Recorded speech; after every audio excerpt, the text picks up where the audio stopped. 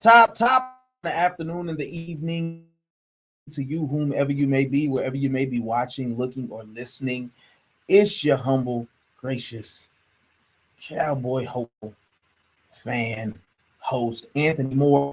Oh, for those of you who may know for sure. And welcome to the network. Most importantly, you're going to get these sports, bruh. So let me tell you about you're going to get these sports, bruh. We speak for the anti-fanatic. Call it it. And we worry about all that other stuff and how it's going to fall out, the consequences on the back end. Hot takes are only bad takes if they're wrong. We are loyal to who is loyal to us. We believe that it is earned. But either way, you're going to get these sports, bro. If you are tuning in for the first time, you come on back round now. You hear? You show them boys how you do it up in Harlem there, boy. And if you are part of my faithful few, a part of the brain trust, I love you from the bottom of my little beating corazon, my little beating heart. I love you. Tell a friend to tell a friend.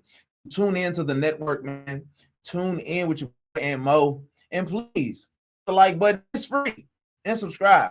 But if you're we talking about, if you want to crown them, then crown them. But they are who we thought they were. They are who we thought they were. Hey, man, listen. We talking Cowboys more specifically. Matthew Eberflus, George Pickens, and we even going to throw in a little bit of that Kevin Stefanski, Shedeur Sanders fiasco ordeal that is going on over there. Listen, man, there's a lot to get to. I appreciate everybody who is tuning in tonight. And maybe we're going to get into it, so let's talk about it. So we're going to start off with Shedeur Sanders. And I wanted to start by talking about, let's start with Kevin Stefanski and his comments in the post-game presser, as we see again that he is not a fan of Shedeur Sanders. It's unfortunate, but it is real. And so I do have the notes here. From what he's saying. Ms. Reese in the building, as always, a part of my faithful few. I appreciate you, Ms. Reese. But yeah, let's get into this actual interview that he did. Kevin Stefanski has a smug way of going about what he does. He seems very uninterested in talking about football after the game, and seems even less interested in talking about Shedeur Sanders.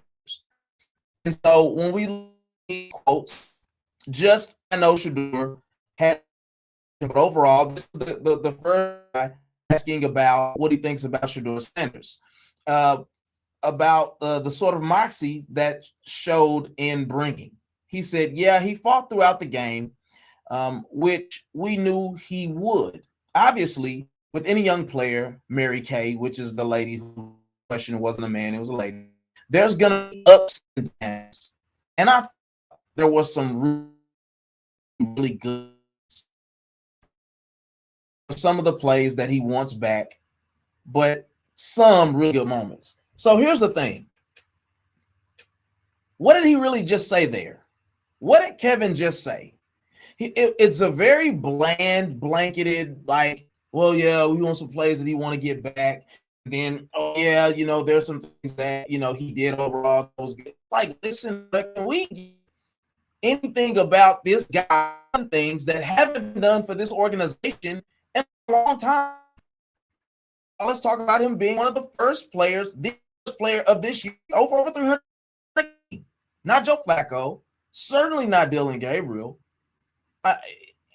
It doesn't have to be this overwhelming love for Shedeur Sanders to just not show hate for how good he's actually looked as a starting quarterback. Third start, by the way. I don't care about what you got about the, because nobody has thrown for more yards against the Titans, period. Nobody has put up Shedeur Sanders put up against the Titans. I don't care if they're one of the worst teams in the NFL, according to whatever the metric may be. But Shedeur Sanders actually looked like he belonged in the field. That's the noble thought. Graded as a first-round talent, but only looked over by a guy, Gabriel, who doesn't on the field. Third-round pickup, by the way. We are from Cam Ward. We're just for grin giggles here, we're gonna actually look at Cam Ward's numbers versus Shedeur Sanders' numbers. It should be brought up. Shocking prediction here. I believe that Shedeur Sanders will be the best quarterback from that draft. Said it before you ever took a snap in the NFL. It is what it is. So let's continue on with this very unproductive conversation that Kevin Stefanski is having with the media concerning Shedeur Sanders. The next question was, what was supposed to happen on that last point conversion? So let's stop there, right? First 2-point conversion, Shedeur Sanders loses the ball. He fumbles the snap. Is anybody talking about that? No. You know why? Because mistakes happen, number one. Number two, the good plays outweighed the bad. Number three, fault that actually was. But the fumble was lost on the 2-point conversion. What nobody's talking about is why they actually, being down 14, for those of you who may not know football, I know, Ms. Reese is here, one of the faithful few, you get 6 points for a touchdown, and you have the opportunity to kick a go for 1 or go for 2 points to obviously get 2 points. If you're down 14, you don't have to go for 2, unless it's like you want to win the game in regulation before going to overtime. If you're 7, you go for 2, you win by 1 point. Right? That's not what was happening here. They're down 14 points with the opportunity to be down by 7 if they kick a field goal. They decided to go for 2. They lose the snap. Okay, cool. Now you actually have to go for 2 because now you're down 8 points. Cool. So now we get to where we're at now. They're asking him what his thoughts are, what happened on the 2-point conversion, the second 2-point conversion. Yeah, not going to get into all the specifics, Jeff, talking to the reporter, but obviously did not go as we thought it would. Did you make now the next question? Did you make the call, or did Tommy Rees, who was supposed to be the offensive coordinator, who was actually supposed to be taking over the play calling responsibilities, now they're asking who called this play? Yeah, I make every call. You said you relinquished the play calling recently to Tommy Rees. Which one is it? I have an issue with that. Because are you lying to us? What's the point? He just isn't giving us the real conversation, which I get it. A lot of it should be coach speak because you don't let us know every intricate detail about what's going on with your team or with the play calling, whatever, even if it's a smoke screen, to just take all the responsibility.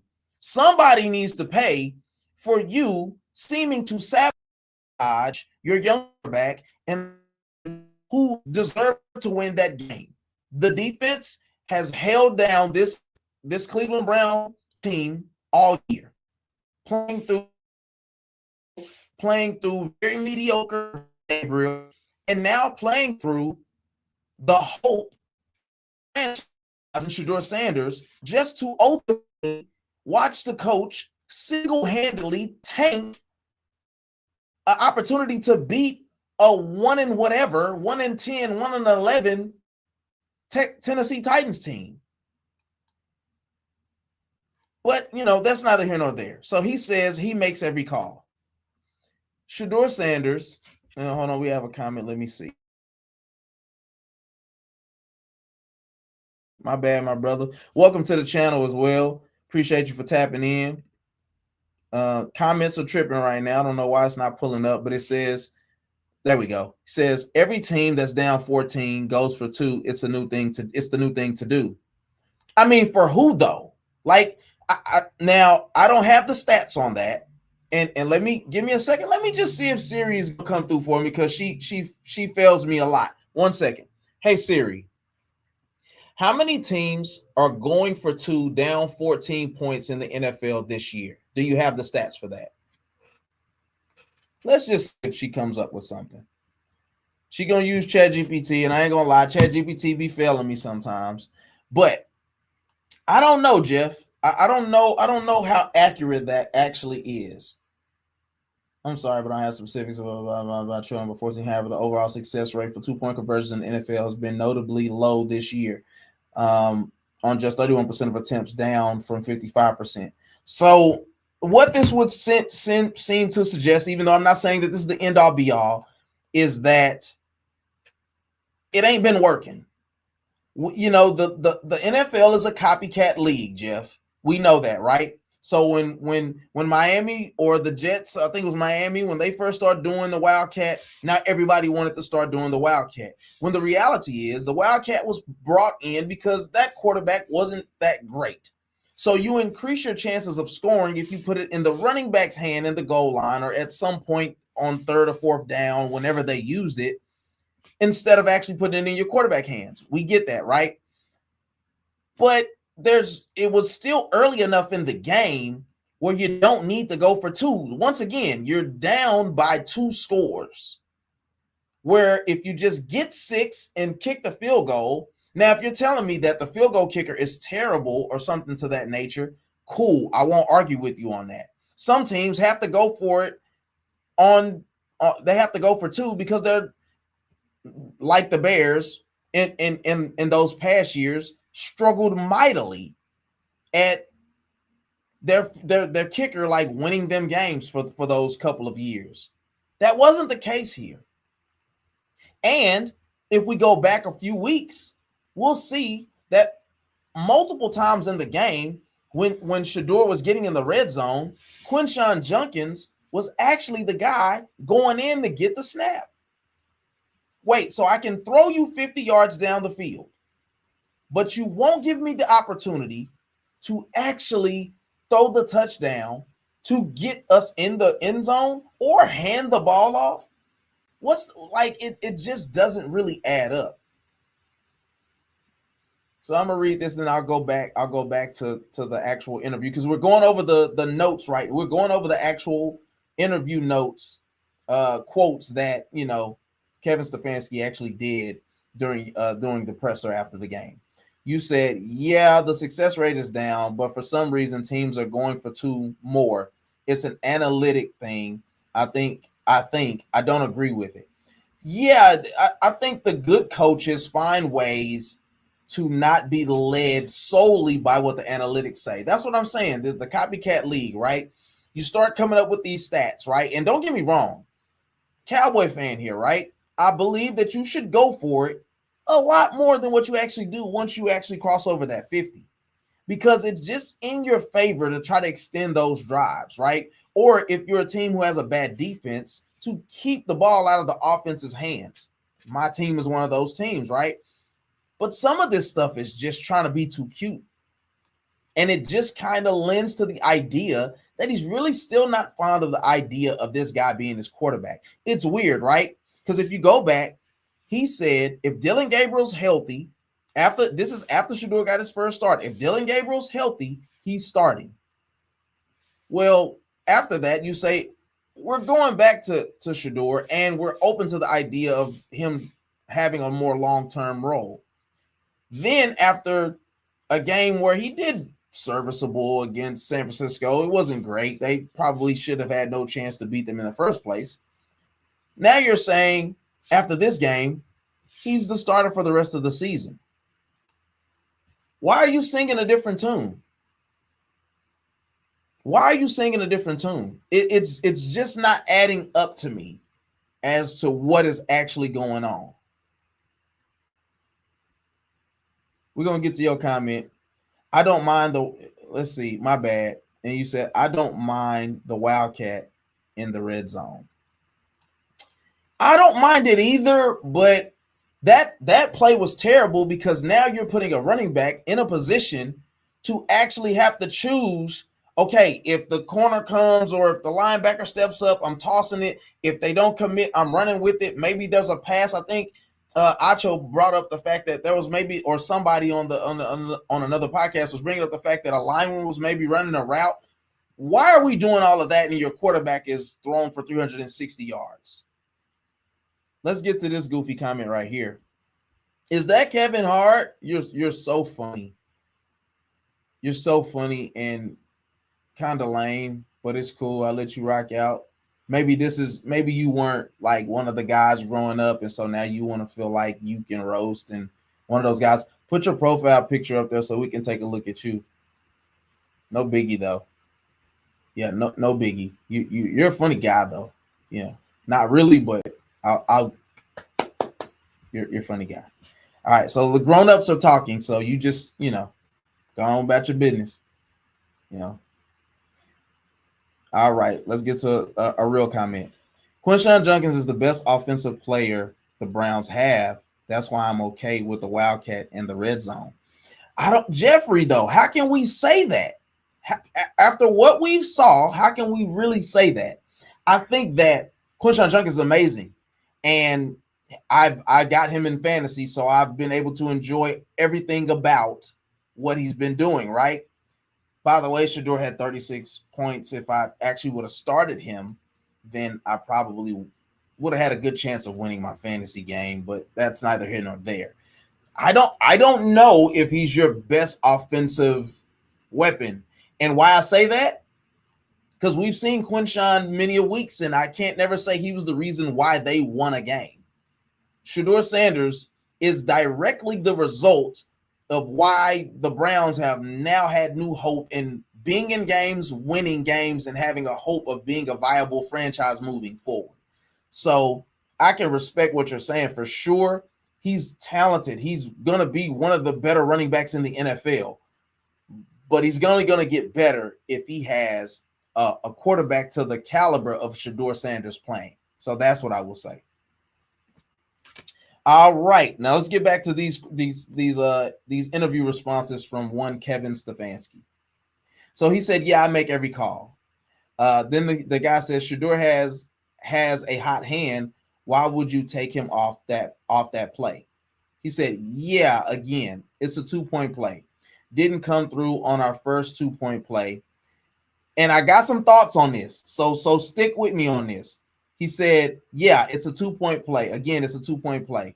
Didn't come through on our first 2-point play. Got to the second 2-point play. We didn't come through, but that's on me." Let me tell you what he's saying here. Let's read between the lines. Remember, I started that by saying Shedeur fumbled the first 2-point play that shouldn't have happened in the first place. You got to be able to read into the mind of some of these people who are very arrogant, very think it's about them, think they're the reason. Kevin Stefanski is not the reason for any of Shedeur's success, period, right?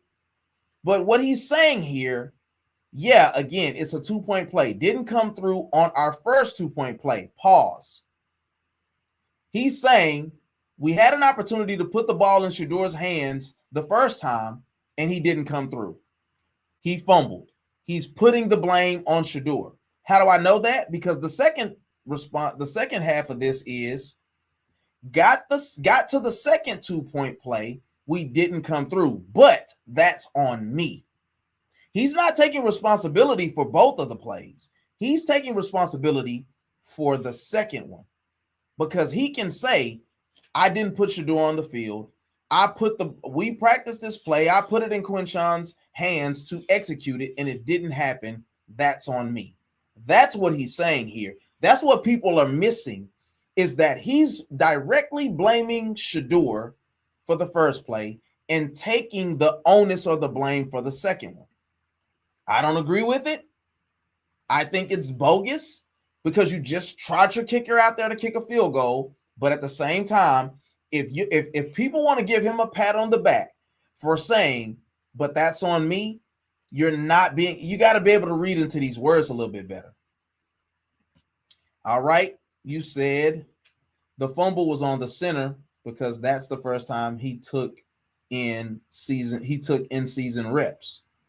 Now, I'll roll with you on that. I think Shedeur behind closed doors, if that's the case, he would probably admit it. But in the public, I would never hear him say that it is on the center, right? Now, like I said, I'm going to go with you on it. Okay, cool. The center messed up. That was their first time doing whatever in that situation. Not mad at it. I appreciate you for giving that as a reason. But Can you go with my line of thinking here where it seems like he's saying that the first one is on Shedeur, the second one is on him? Can you at least go with my frame of thinking on that? All right, and I'm gonna get to your next comment. Let me get to, so we can get to the end of this, because I do want to get to the numbers that Shedeur actually put up and the numbers that Cam Ward actually put up.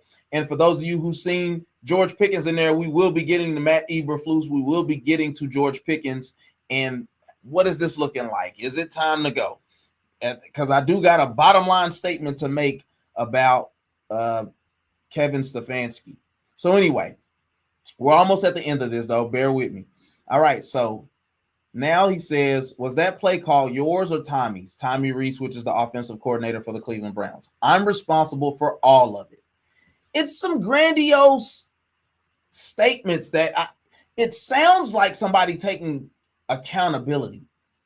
But at the core of it, it is somebody who thinks they're bigger than the program. It's somebody who thinks that they're above the bottom line of winning football games in the NFL. So he said, I'm responsible for it all. Kevin, on the first one, I guess what was prompted wanting to go for it in that scenario. So here's the thing. Kevin Stefanski should be walking the plank right now. Period. He is not the guy to lead this team to success. I don't care about coaches of the year. That stuff doesn't matter. This is a whole new team, whole new responsibility, and he appears to not be cut out for the job because he does not like Shedeur Sanders. He did not want him as his quarterback. He wanted Dillon Gabriel, and it's obvious. I wonder how the snaps are going in practice now. Is Dillon Gabriel getting some of those second-team reps just in case if something happens to Shedeur? Because if he is, then this whole thing is still a farce. Because now, because you said Dillon Gabriel should not come off the field no matter how bad they're getting blown out, even though that's the norm, is that you bring the backup in because he's a young quarterback and he should get all these snaps, et cetera, et cetera. No, never mind the fact that he had no passes down the field over 20 yards. It's laughable for us to make excuses for this guy. And my issue with it overall is the fact that he'll get another chance to be a head coach somewhere else, despite the culpability that he deserves, despite the lack of execution. Imagine if Shedeur is 7 or 8 games into being a starter by now, how he could look, how this team could actually execute. It's interesting. All right, let me see what my guy's saying here. Jeffrey Champion says, Luke Whippler is going on his 3rd year, and that's the first time he had starter reps. Okay. Okay, I got you. You said it comes off definitely.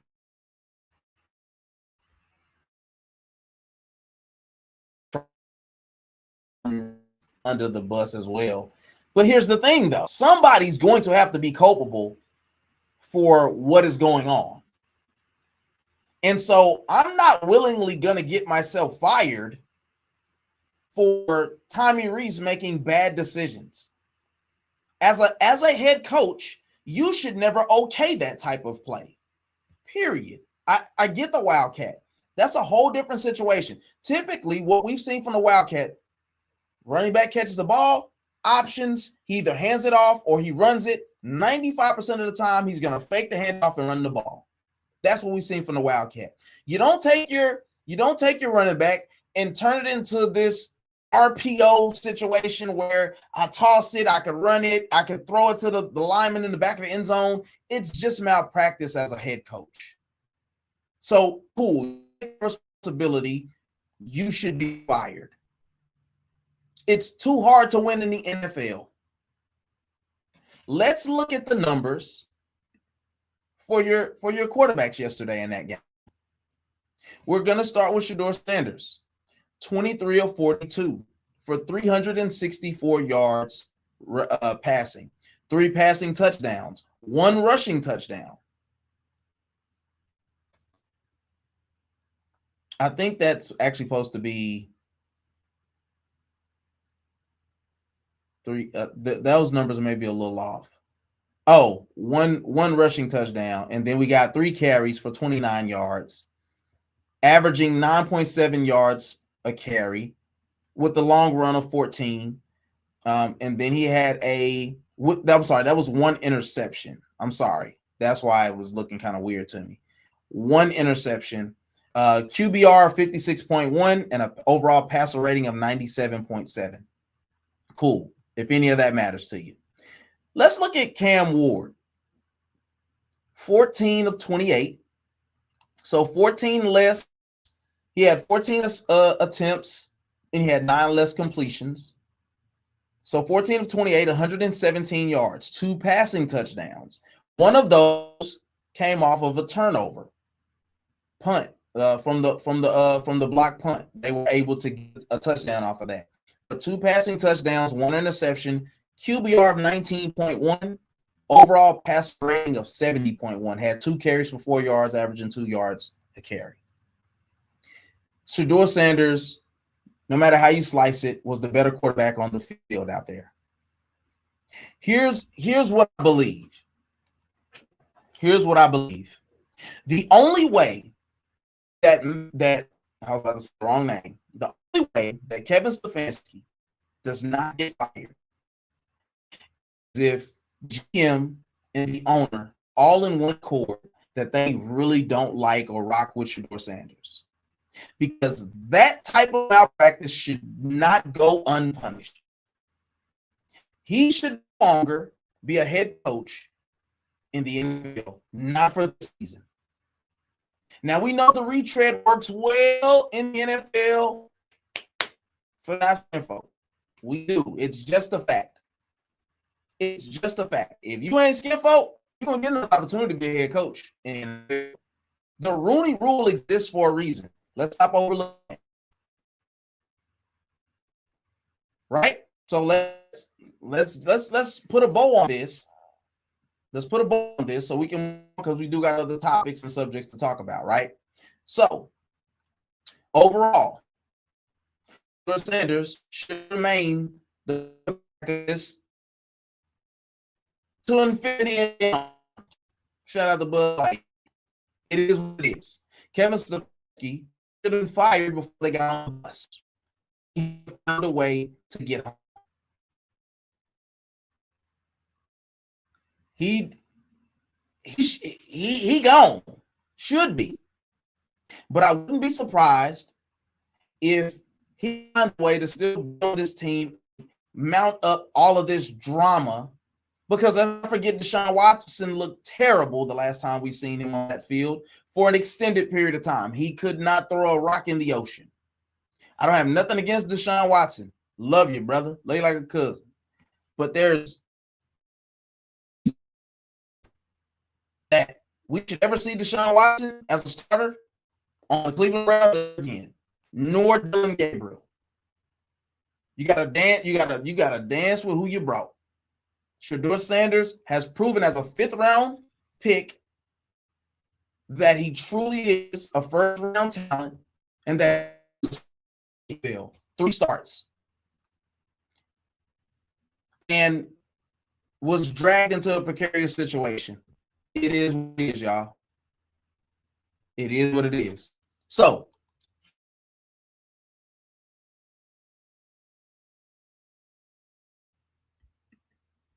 the internet is tripping like a big dog.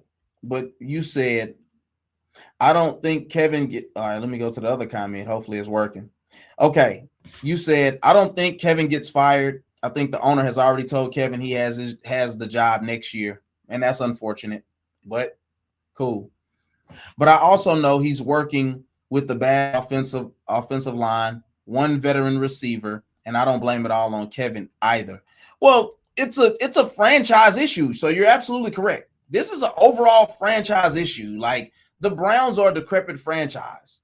If Shedeur Sanders is anywhere else, it doesn't go like this.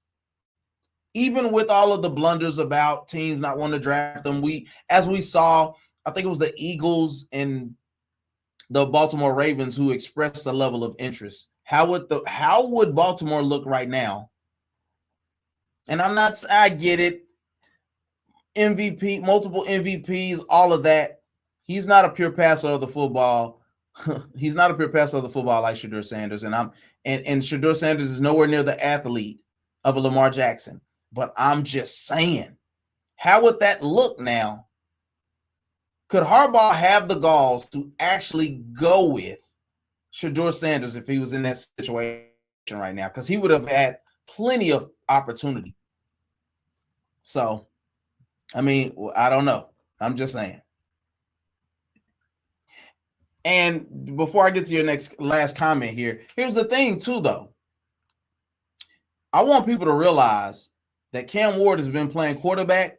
He was the guy that was nobody close since go. He has got to call his shots. He don't get to do all the play calls and all that stuff, of course. But let's not forget that coach got fired over there. That is his franchise. And as great as we think the Browns defense is, they still gave up a lot of points and got gashed in the run game by a running back who I also had in fantasy, and I dropped him because he wasn't worth a darn. Do you hear me? Tony Pollard won't draft you ever again. But somehow you gashed one of that great defense for 160 yards in a tud. Like, cool, not mad at it. But overall, though, Shedeur Sanders has done more with less in less time. He is the creme de la creme of that position. I'm sorry. And also, they told us what kind of year the Browns were going to have. They said we're going to evaluate what we have. That means bad year. Yeah, but it took you a long time to really evaluate everything that you had, too. That's the problem. But they did really good drafting, let's be clear, outside of Dylan Gabriel. But they did really good drafting. They really did. So let's see what that actually looks like. They absolutely are going to have to get better at offensive line. Shedeur Sanders hasn't had a good offensive line since high school. That's just reality. Jackson State was cool, but it's D2. It's not, or whatever it is, CS, whatever it is. But it ain't the big leagues, buddy. And he needs receivers. Jerry Jeudy is terrible. Sorry, you lead the league in drops dang near. Like, you're not that good, bucko. I had him in fantasy too. Surprise. It ain't working, man. You got a great running back. You got a rookie tight end that is lighting it up. You need some receivers over there and some linemen, period. Do what you got to do. Last comment, then we're going to move on to Matt Eberflus and your Dallas Cowboys. You said third round pick for a backup quarterback, not unusual though. It's not.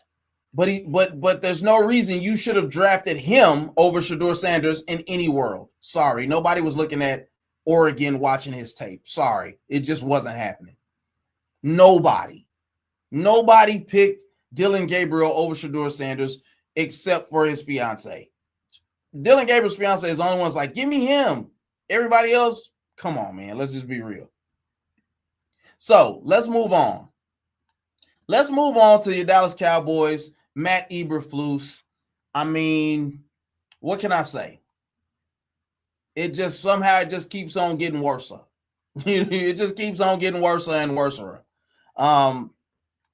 Dallas Cowboys, if you look at this team, up until the Quinnen Williams trade, up until Overshawn comes back, up until Logan Wilson gets here, this is a decrepit defense by every stretch of the imagination. You're talking about in most statistical categories, they range between 29th and 31st. Period. Terrible defense. I don't know if you know, but let's go ahead and get caught up here. Matt Eberflus was the linebacker coach for the Cowboys from 2011 to 2015. He has here. He went on to do a bunch of things that don't matter. Let's also go to him being the passing coordinator, passing game coordinator from 2016, 2017. Did we go to the NFC Championship? Did we go to the Super Bowl? No. So I don't care what the results were of him being a linebackers coach or a passing game coordinator. It just isn't relevant or sufficient to talk about, right? But whatever he did, he was able to get a job as he moved on because he left after 2017. And 5 years later, the opportunity to be the coach, head coach of the Chicago Bears. Now, that was smack dab, if I'm not mistaken,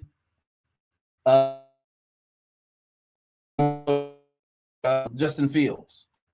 Now, we have to talk about how every quarterback outside of this year, the Bears have completely ran for their life. Completely ran for their life. And we're, oh yeah, thank you for saying that too, because I want to tap in with the Jalen Hurts thing. That's a dumpster fire that I'm loving. Oh. Ooh, you're telling me that the Cowboys have a chance to win the division still. Now, mind you, that defense is probably still going to cost you when you get to the playoffs. If you make it, it is what it is. But Matt Eberflus, let's stay on topic here. I appreciate you, man. Hopefully you hit that subscribe button and hit that like button for your boy, because we got a little something going here now. But yeah, Matt Eberflus. He becomes the head coach of the Bears in 2022. So their record that year is 3-14. Cool, you're a new coach. We're going to figure it out. The next year you go 7-10. Maybe we're building on something here, huh? We get 4 more wins. Well, in 2024, you go 4-8, and then you get fired. You get fired. You don't even make it through the whole season. What do? You come on back around now. You come back to where you're probably a favorite of Jerry's and his sons, and he's a zone defense guy, but he doesn't seem to know how to adjust to make this defense still be viable. Might I remind you during this whole season of the Eagles has been a part of. You're supposed to be the Philadelphia Eagles, this dumpster fire team. You're supposed to be twice this year. And opening night, Jalen Hurts never has a spy on him. Never. He scores 2 rushing. It's absolutely egregious. How do I know? And I've never coached in the NFL. I've never played a freaking quarterback or a defensive. I've never been a linebacker a day in my life. And I know that when it comes to winning football, Jalen Hurts and the Philadelphia Eagles, the Kansas City Chiefs, Andy Reid, Patrick Mahomes are some of the best at situational football. So what does that mean or look like? You should put a spy on both of these quarterbacks, even if they beat you. Because at least I did everything I could to put us in a position to not allow them to hurt us with their legs when it matters most. That didn't happen. Of course, on top of CeeDee Lamb dropping passes, which has been an issue. We're not here to discuss that. Matt Eberflus, you failed us, sir. To the tune of Rico Dowdle telling us to buckle up and running for 200 yards on us. Losing to the Carolina Panthers in a rather nasty fashion. 40 points being put up on you by the Green Bay Packers again. The difference is Rayne Dakota Prescott finds a way to elevate his game and at least put us in a position to be competitive. I had Romeo Doubs that game in fantasy because I didn't trust the defense, and I did well. I also had Jordan Love. I did well. But that's beside the point. The great defensive, offensive head coaches, special teamers find ways to adjust. Matt Eberflus does not fit that bill, ladies and gentlemen of the court.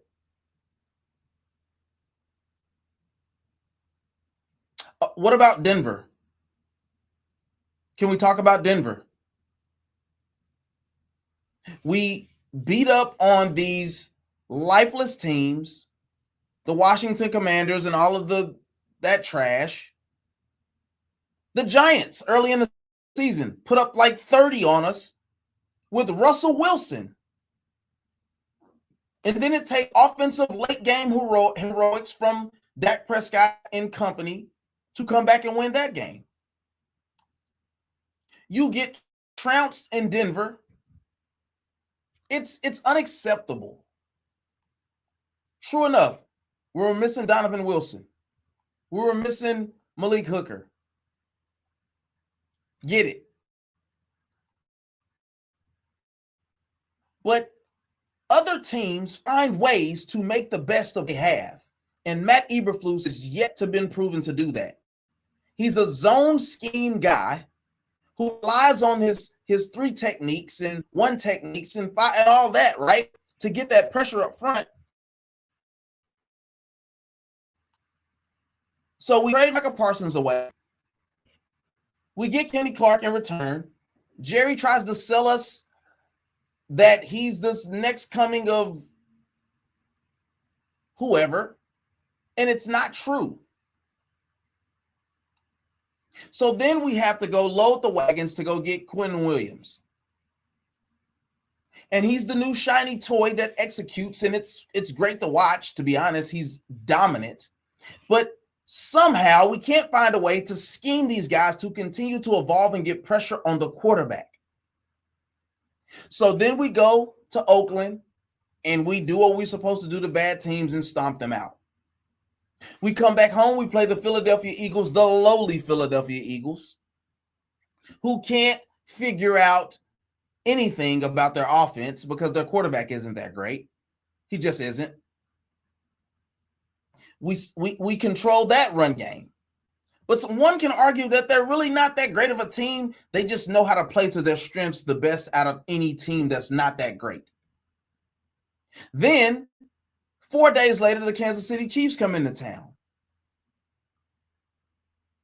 Now, Patrick Mahomes is a savant. He is who he is. And he gets 4 touchdowns, no picks. It's a couple, I think it was like maybe a sack and a half or something like that. I can't remember those stats. But we find a way to win a high-scoring game because we do have an elite offense when they all show up and want to play. Great. But the game that we need the most, and I'm going to talk about Eberflus.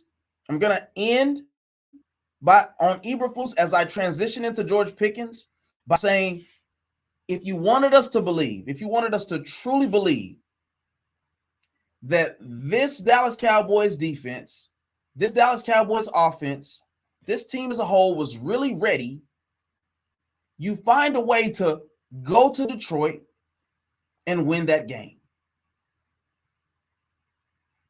Dak looked atrocious.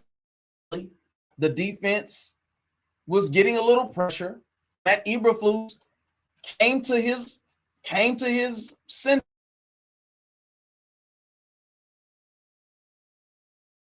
in Jared Goff's face. The guy doesn't do well with pressure in his face. He's a statue of a quarterback.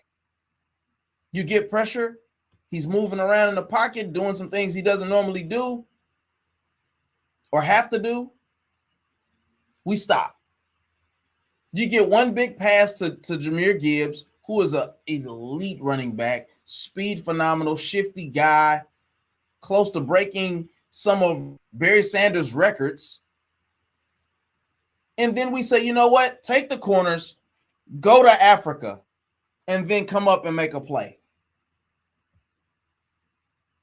Now you have J-Mo make people look stupid. This guy has elite speed.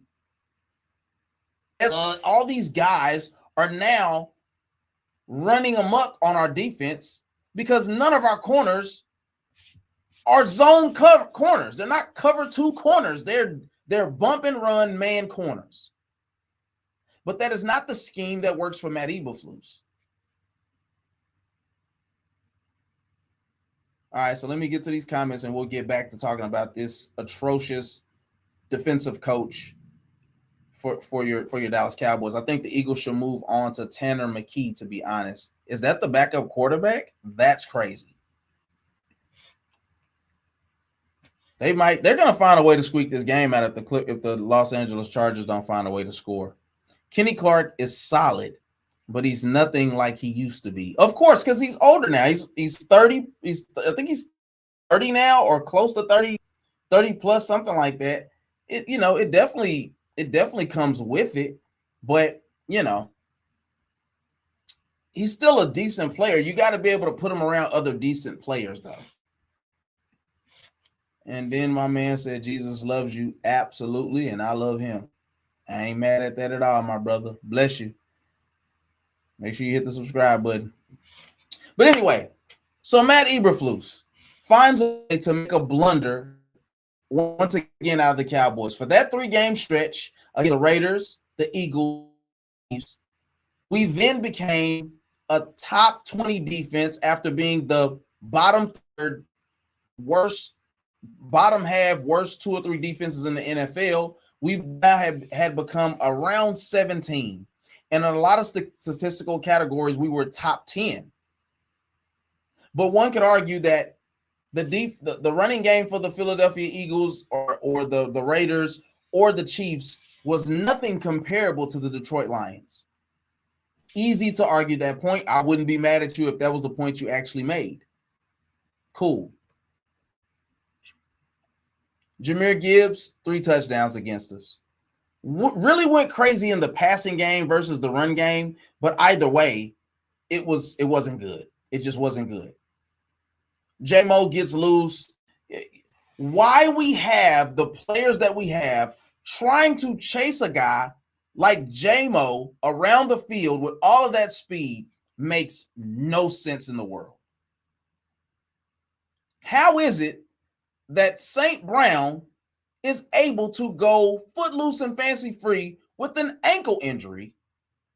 Timing routes are disturbed by what? How do you affect guys who are good at the West Coast offensive things, where things are based off of timing? You get up and disrupt the running back. You get up and disrupt the receivers. You put hands on them. You bump them at the line. You send a blitzer to get the quarterback off his spot because everything is coming out quick. Boom, boom. It's timing based. Jared Goff is best at timing routes. But somehow we say, just back up off of them a little bit. It's just bad. Matt Eberflus, it's been fun. Not really. We went back to being the team who's gave up 40 points multiple times in a season. There are teams that are far worse than the Dallas Cowboys who don't give up 40 points in a season. We've done it multiple upon multiple times. This guy should no longer be your defensive coordinator after this season. This is not a good showing. This isn't something that we should burn that film, all of it, and then start over. Get somebody else. Get somebody else to do it. Now let's talk about George Pickens. George Shiesty Pickens. Here's my question. Did he quit on that game? I heard one person say he was so concerned about CeeDee Lamb that he couldn't even focus no more. And I think it's an egregious, atrocious comment to make. These are professionals. It touches my heart that you care about your partner that much. But you got a job to do, my boy. You got a job to do.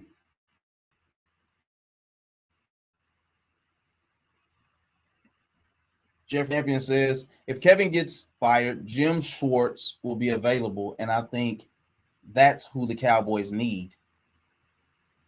Well, let's not get confused about one thing, though. Cowboys also need Myles Garrett. Cowboys also need a solid safety like Delpit. they could use a corner over there. Like, should I keep going? Now, here's the thing. Like, I feel you. I'm not mad at it, right? But that is a very well put together defense. And here's the reality. The 99 Bears, the 85 Bears, the 99 Ravens, those are the only teams that can actually withstand having horrible offense. The only teams. Nobody else is. It's just the NFL isn't built that way anymore. The Houston Texans of today. You see what they did to Patrick Mahomes yesterday? I'm just saying, like, I feel you. Schwartz has had his chances too. Let's not forget. He didn't look that hot either. Overall, though, I wouldn't be mad at Schwartz. We need better players because our linebacking core is terrible, with the exception of Overshown, who is fresh off a knee. And we hung the hopes of the season on a guy that just came off of a knee injury 2 years in a row to lead us to pay dirt, lead us to victory. So the Cowboys linebacking core, we need another corner. I like Ravel. He's coming off a knee injury too, mind you. We need new our safety play is atrocious. These guys are missing tackles in the box. They're not cover safeties. They're Buffalo nickel safeties. They're like a fourth linebacker. They're good at coming down and hitting guys, and you can't depend on them. You can't depend on them to make safeties in the box in the red zone. Jahmyr Gibbs, David Montgomery, all of these guys. It don't matter. If you meet them in the hole, you're gonna win. So the Cowboys have a lot of needs. I don't know if Jim Schwartz is going to fix it all. And I don't know if he wants to go from the situation he's in to being a defensive coordinator again somewhere else. Maybe he wants to try his hand at being a head coach. Who knows? But I'm for anybody that is going to do a better job than Matt Eberflus. Hey, man, it's been real. And I'm talking to Matt Eberflus. You get on from around here now before I let my dog out. Yeah, get on away from here, dog. We need something else. Then you said Jim Schwartz saved Devin Bush's career. I mean, that's cool. I ain't mad at it. But let's get back to George Pickens. So let's look at this stat line. And my question to you in the chat is, did he quit? Did he quit on that game? Did he quit on the team? Did he quit on Dak Prescott? Was the injury to Cedarius Lamb, was that too much for him? Because he went missing. Now, I'm not here to argue with you if he runs all his routes that way. I'm not here to argue with you if it's the same effort he always gives. Cool. My issue is, where were you when I needed you, though? Let's look at this stat line. George Pickens, 5 catches on 37 yards. That is atrocious. That is unacceptable. Especially when we've seen George Pickens early in this season, when being treated as the number one guy, execute time after time after time. It didn't appear that there was a real effort put forth by George Pickens in this game. So 5 catches for 37 yards, averaging 7.4 yards a target on 9 targets. So there was 4 times he was targeted, didn't catch the ball. Does he quit? Did he quit? That's the question. Did he give it up?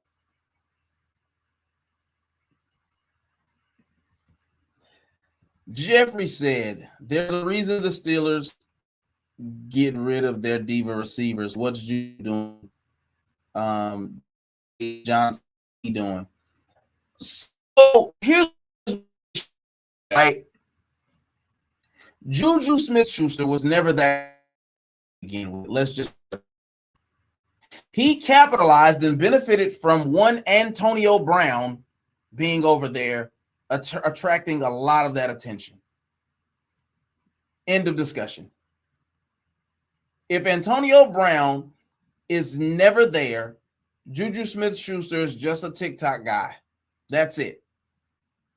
Because what happened after Antonio Brown left? Nothing.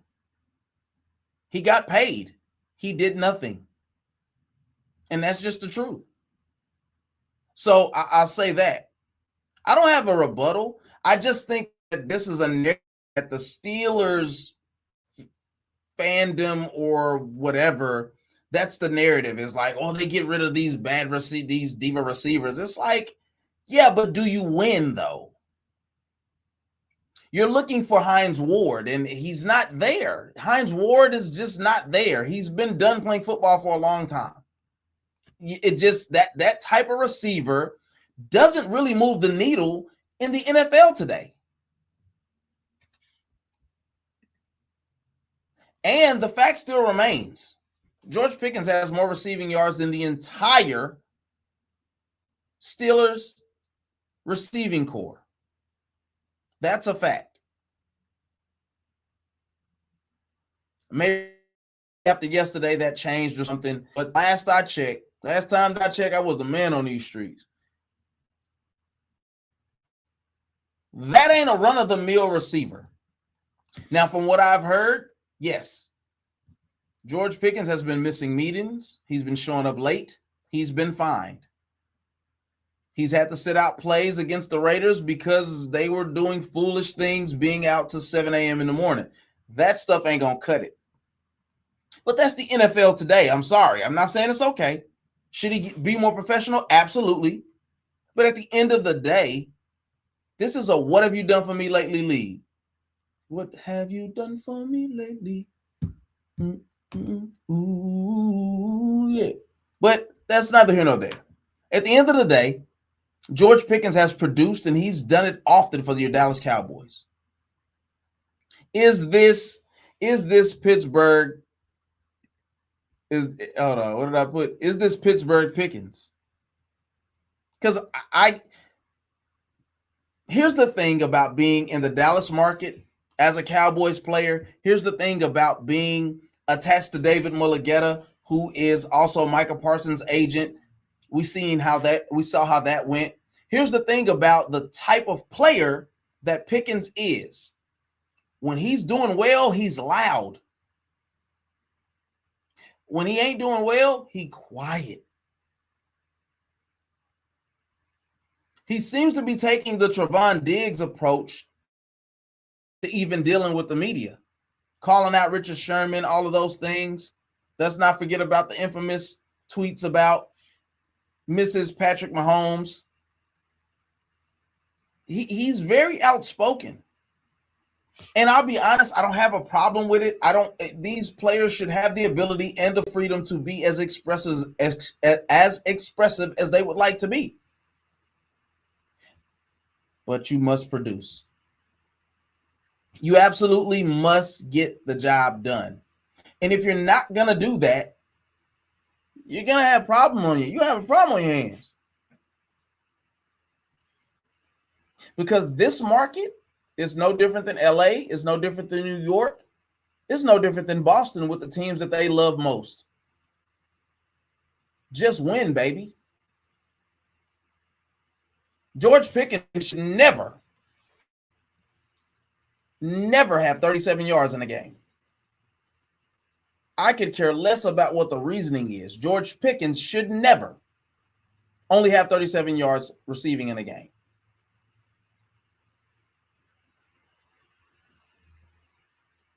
It is said, and I don't know how true it is, but it is said or believed that Quinnen Williams has been a humongous leader in that locker room. He has been inspiring. He has been holding people accountable. I think, and if this is actually true and happening the way that it was said, I believe that Quinnen now knows what it means to be a part of something.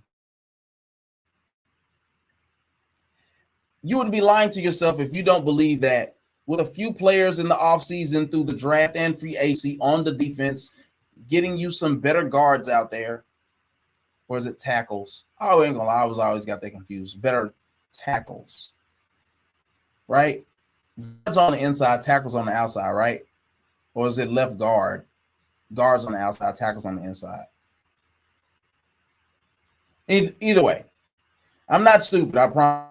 Football, I just always struggled with that position. Is the guard or tackle the one on the outside? But either way, I've also never played line. But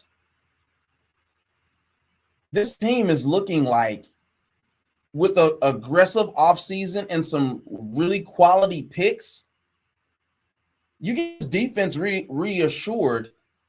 It's different, baby. We could be ushering into a new era of viability for your Dallas Cowboys. But let's be very clear. Losing George Pickens means way more to this team than losing Micah Parsons ever would. We've seen CD go nuts in games before, to the tune of 1,700 yards. Absolutely, we've seen it. He is an elite receiver in this league. Can never deny it. You know what makes him even better? George Pickens over there. You know what opens this offense up that allows for your times Pickens there. You know what? Respect the run Pickens over. We change nothing about that defense. If we come into the season and Micah Parsons, this defense is not a top anything. Micah Parsons feeds off of quality opponents. He disappears against the top tier ones. If you want to argue with me, I'll show you games against San Francisco and Green Bay where he's got no pressures, no tack, a half a tackle. I wish that we would stop having this debate. He's on a stacked defense, a quality top 10 defense, a pass rush away. And even still, he's went games without pressures, without sacks, without tackles. You can still scheme him out of games sometimes. Is he going to use his athleticism, his speed, all of those things work in his favor? Yes. I'm not arguing. And I get the Jeff Kavanaugh of the world who say if we kept him, we could have still got Quinn. Who knows? Who knows how that would have worked out?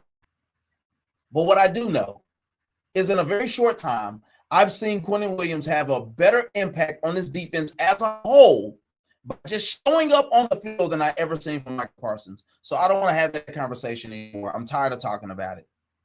Is he an elite player? Sure. I mean, you guys, I'm not impressed by that stuff, right? I'm just not. Russell Wilson never won a Did Russell Westbrook ever win a championship? Is he going to win a championship? Chances are he's not. And the opportunity that he had, they pissed away being up 3-1. My point is, all those guys who are super uber talented and skillful and look at this trick I can do, that stuff doesn't equate to championships a lot of the time. Is Green Bay good enough to win a championship? Sure. But is Jordan Love going to show up? Who knows? Are they going to scheme Micah Parsons out of the game by just running toward him? I've seen that. So all I'm saying is we want to keep George Pickens. We want to keep this guy. And you know who I've seen successfully spend their money on the championship and people are not talking about it, and I don't understand why? The Los Angeles Rams. Do we forget how the team was, and then they made trades and free agent pickups, and they luxury tax I want a ring. I want a ring. Jerry keeps talking about he's in his 80s and he wants to see success before his demise. Go spend money. We don't have to argue anymore, guys. I've seen somebody do it successfully. And guess what? They're like the number 2 seed now. They didn't have draft picks. They gave up so much to make that team better. If you're and you're smart enough and you are doing your due diligence, you can still win in free agency.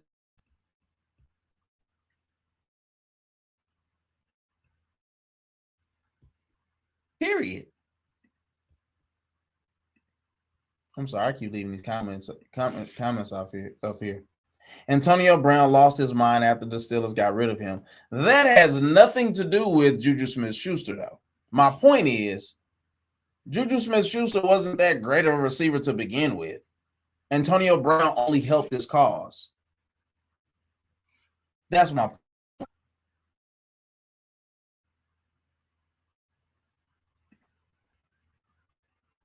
And we got my guy. Oh, Connor, you finally in the building? You late, dog. We've been cooking, man. We've been cooking for an hour now, dog. We better get ready to wrap it up. Here's Johnny. I love that. He said, then Jeffrey said, Jalen Hurts, 3 interceptions, 0 touchdowns. Are you kidding me? He just threw another interception. That if listen, Justin Herbert score a touchdown, and it's dang near been proven this guy can't score over 20 points. Like, just come on here. Come on, dude. Antonio Brown has CTE. I wouldn't disagree with you. Yeah, I disagree with you. I think he ain't just being a Negro, and I'm not saying that to be funny. I think he's definitely got something wrong. There's some screws. What is it? CTESPN? That kid is weird, man. Florida boy, though. Says, yeah, I know I was late. I was playing Red Dead Redemption 2. Shout out to the gamers, dog. You know what I'm saying? But anyway, here's my point. Because I don't want to belabor the point. I don't want to, thank you for all those who've been tapping in. Make sure you hit the like button. People listen and then they don't listen. People don't hit the like button and they don't subscribe. You can do what you want to do. You know what I'm saying? Just watch my shoes. But anyway, I think Kevin Stefanski has to go. I don't care who they get as the replacement. Kevin Stefanski gotta go. I think Matt Eberflus. Bye. It's over. Hit the bricks, kid. Go now. We don't need him to beat the Chargers. We don't need him to beat Washington. We don't need him to beat the Giants. We don't need him to beat Minnesota. We just don't. I'm sorry. You've proven that it's worth our time. But when we get to George Pickens,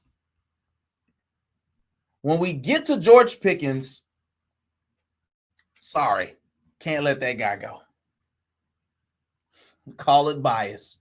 I don't know what his problem was. I don't know if he got to listen to YB, or NBA Youngboy, whoever it was. I don't know if he didn't get to listen to that before the game, but absolutely got to keep that kid. I need dogs on the field. Period. And I ain't talking Georgia Bulldogs. Shout out to my boy Sid. What a game. What a great game. You talking about the Philadelphia Eagles Chargers game? Because it just sounds like the Eagles are imploding. And I can't wait to hear what A.J. Brown has to say. I cannot wait. Yeah, great game if you want to see Jalen Hurts play like crap. See, I want to see that. Yeah. Oh, and they just tied up the game. Okay, listen. So I thought that Justin Herbert wasn't going to play. What happened? I thought that he had surgery or something. What was that about? Can somebody fill me in on how he's playing? Because I thought that they were supposed to be without him. And shout out to Shady McCoy, because you said they were going to blow the Chargers out. This ain't a good team. I hate to break it to you. The Philadelphia Eagles ain't a good team. And then Connor said the Steelers need to do a full clean, get rid of everyone, a part of coaching staff besides our special teams coordinator. He actually is good. And that's crazy when you're leaning on your special teams coordinator as the only one that should come back.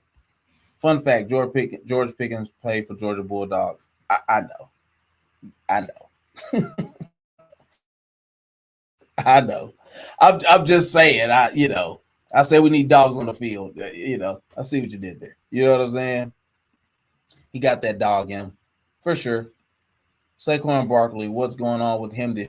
Saquon Barkley got ran into the ground last year in a pursuit for a championship. That's what happened. That's the honest truth.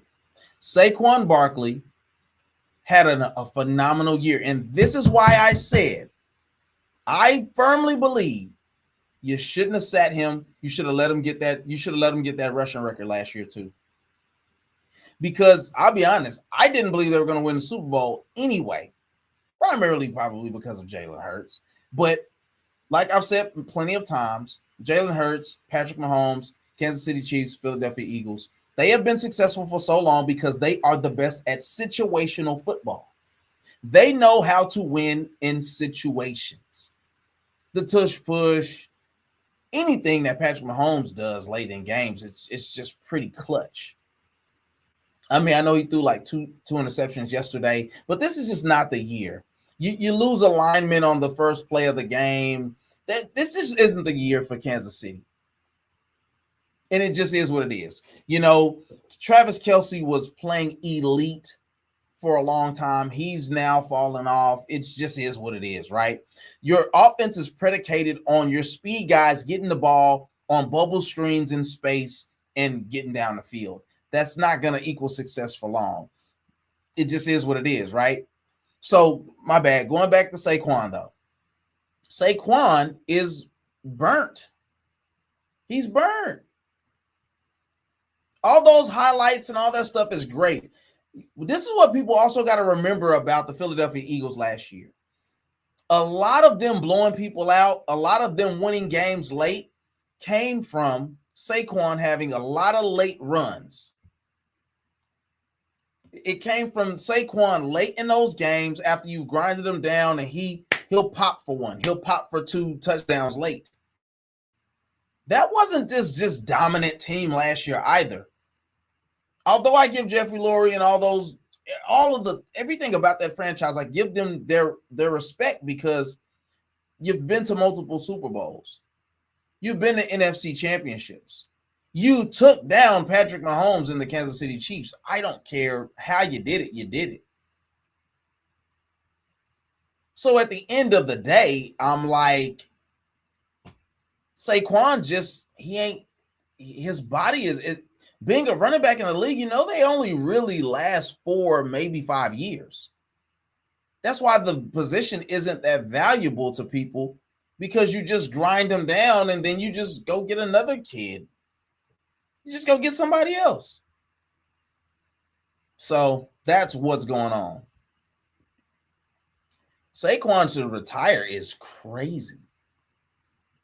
Why would he retire? He just now started getting his groove last year.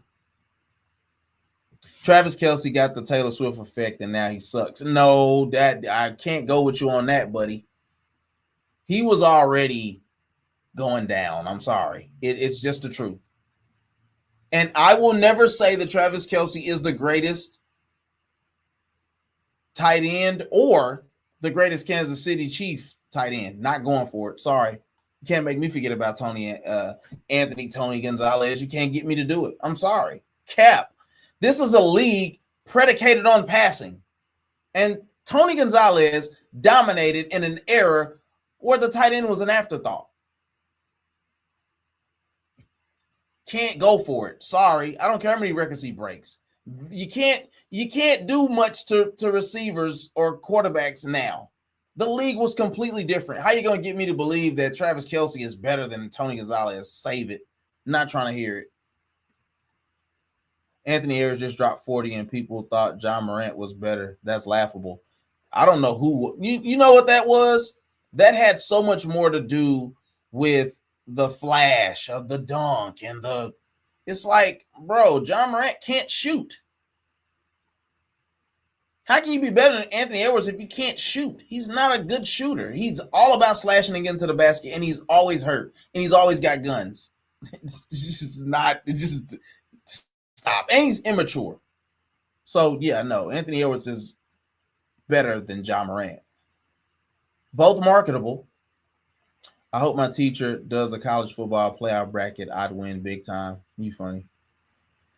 Frank Gore is the outlier. He made it into what 36, and Adrian Peterson made it to 34.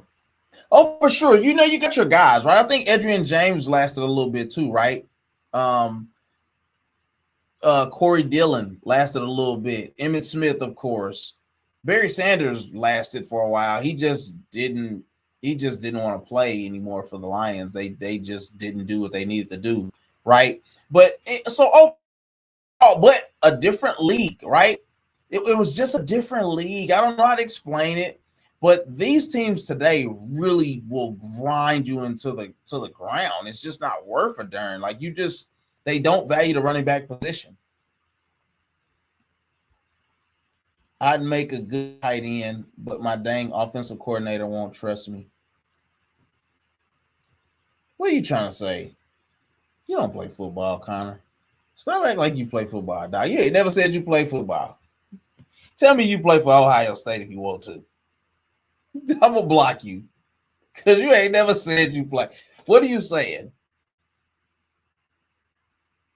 Or you talking about, what are you talking about? You play football. Oh, well, don't say what your high school is. But okay, cool. Okay, I don't know if you're trying to, Okay, I keep forgetting. If y'all don't know, man, Connor be over here telling us about astrophysics and the history of church and all type of stuff. Now, very young, sharp guy. I be forgetting he actually is a young man. But that's what's up. So if you play football, what position place do you want to let you play tight end? Then Jeffrey said, I want to play football in high school. I couldn't because I ended up in a car accident. I haven't made it. I have a metal plate on my forehead now. Okay, bro. We don't. All right, man. Let's not take this down now. Let's keep this light. Let's keep this light, dog. I'm glad y'all right now. But dang. My brother said he got a metal plate in his forehead. Dang. I'm a backup tight end, but I'm a defensive end. Okay, cool. That's what's up, man. That's what's up. Man, listen, dog. Man, listen, I like getting on here and just chopping my folks after so long, man. The show is what the show is. Once we go over an hour, my goal would be to hit an hour of quality content. But overall, man, I appreciate everybody for rocking with the Mind of a Man Network. And we have multiple shows, as my boy Connor will tell you. Thus far, I haven't even did all of my stuff, really. I just been doing really exclusively sports and church flow, which I do church flow on Wednesdays. But I've been doing more episodes here lately. Anyway, man, my longest is 38 yards. Hold on, let me see what my boy talking about. I'm a backup tight end. I'm a defensive end, he said. But I'm going to try out for kicker next year because our kicker looks like Jaden Fielding out there. I don't know who Jaden Fielding is. My longest is 38 yards. With stream, I subscribed as soon as I came into the live. Man, love my guy. I appreciate that, dog. Man, tell a friend, dog. Subscribe to my work. Listen, man, I'm just trying to community of people who want variety. Variety in their lives within reason and variety in the network. So I don't just do one thing. And so I desire to expose people to what goes on inside of my mind. And I do it through the shows that I put out.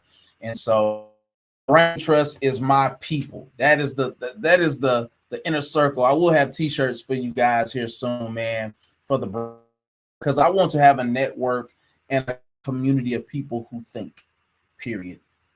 We don't just react to clips on the internet. We are thinkers. And I believe that when we take the emotion out of things, now it's okay to have a little bit of emotion, but when you take the emotion out of things and you actually think, we can have dope conversations. We can talk about sports, religion, all those type of things, politics, and we can come to a general understanding if we want to.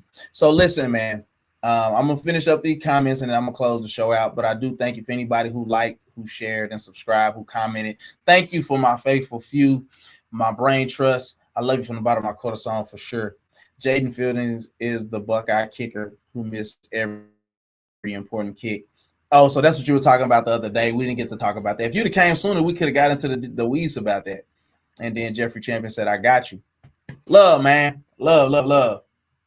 So I'm only academically smart on physics, history, literature, and apologetics. Everything else I'm not that good on. Boy, why you just named 70 things?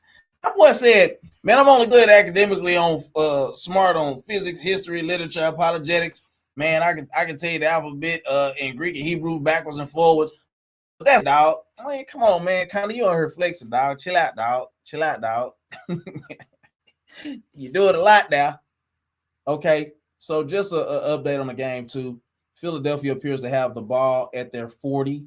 They gonna freaking find a way to win this game against the Chargers. See, that's my issue with the Chargers, man, because they can't never put it together. And then watch them find a way to beat us in 2 weeks or something, and that's gonna tick me off.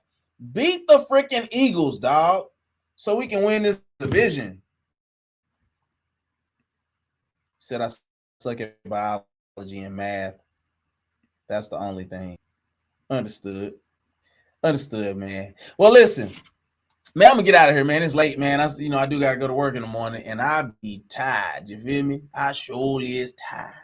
But anyway, listen, man. Thank you for tuning into the Modern Man Network and watching specifically You Get These Sports, bro. We come to you every Monday, same time, same place on the network, man. As I end every show, life is hard enough. So please don't just live elevated. Until next time, I love you. May the Lord keep you. I'll see you at the next show. Y'all be easy now. Say la. Peace. Dang, hold on. I got a few more comments. My bad. Hold on now. I don't really want the Eagles to win, but as a Buckeye fan, I'm obligated to hate Jim Harbaugh. All right, see you, man. You funny, dog. Yeah, I want the Eagles to lose too.